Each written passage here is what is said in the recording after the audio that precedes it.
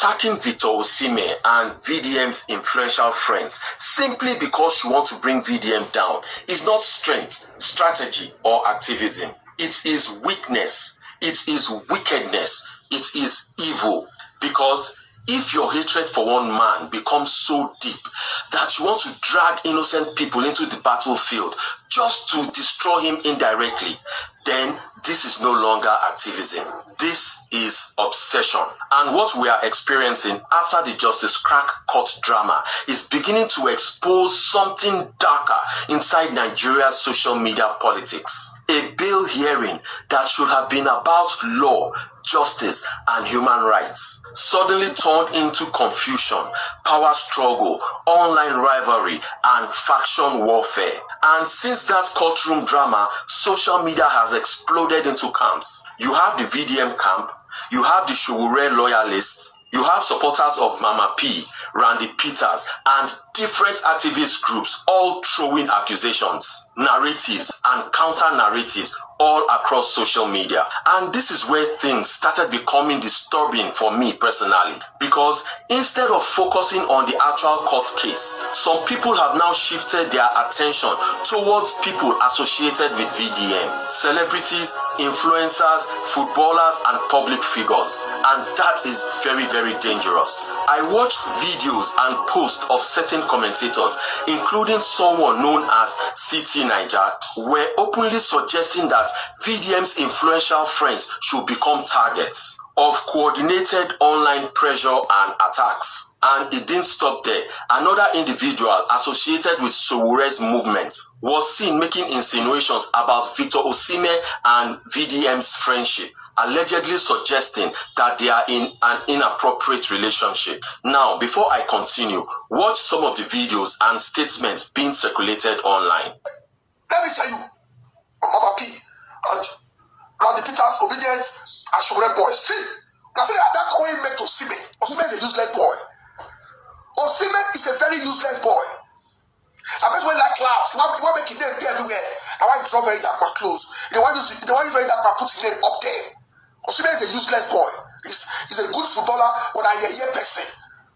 Now those kind of people don't do anything for their community as a talented footballer, or they do for outside. You see the people where Osimhen just surround the same now clouds. He just wants his name up there. He's paying for the publicity.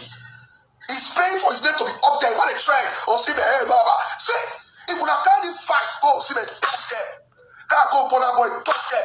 Can't go Ayo Fire Share. Forget say Ayo Fire Share. Isaac, forget say Isaac, they do say in our video, I will fire down. Fire Bonner, fire Osimhen, I swear. By the time Osimhen management begin to say the attack from Nigerians is not worth it. The insult is too much. This very dark man, he don't bring anything to you. The insult and drag he bring. Bonner Boy too, if Mama will call and say, I don't want to see with very dark boy again. A stupid boy. Nigerians don't like him. Same with Isaac Fayose. Between very dark man and Osimhen, who is the man? Now just small question I say make I ask, who be man for inside these two of them?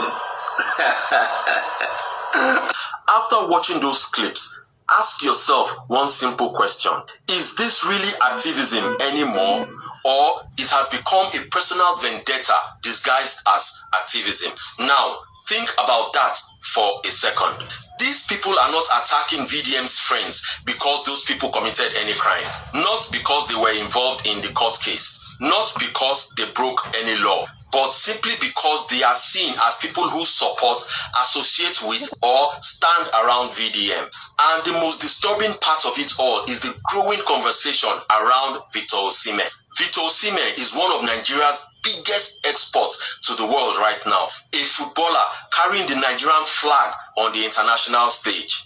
A young man whose success story inspires millions of Nigerian youths every day. So why should anybody even remotely suggest dragging his club into online battles, damaging his public image, or creating unnecessary controversy around him simply because of another man's social media fights? Why should somebody's career become a target simply because of association?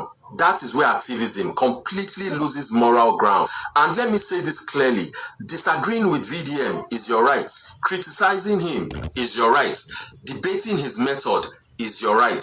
But when conversations begin to move towards coordinated harassment, reputational attacks, or attempts to isolate people socially and professionally, then we are entering very dangerous territory. Because today it is Victor Osimhen, tomorrow it could be another celebrity, next tomorrow it could be an ordinary Nigerian citizen. And this toxic culture of destroy everybody associated with somebody you dislike will eventually consume everybody, because it is not activism, it is not human rights advocacy, it is online mob culture, and the irony is painful. The same people who claim to be fighting oppression should not create an atmosphere where intimidation, harassment, and targeted smear campaigns become normalized against people who are not even directly involved in the original issue. Because social media influence is very powerful. Words are powerful. Narratives are powerful.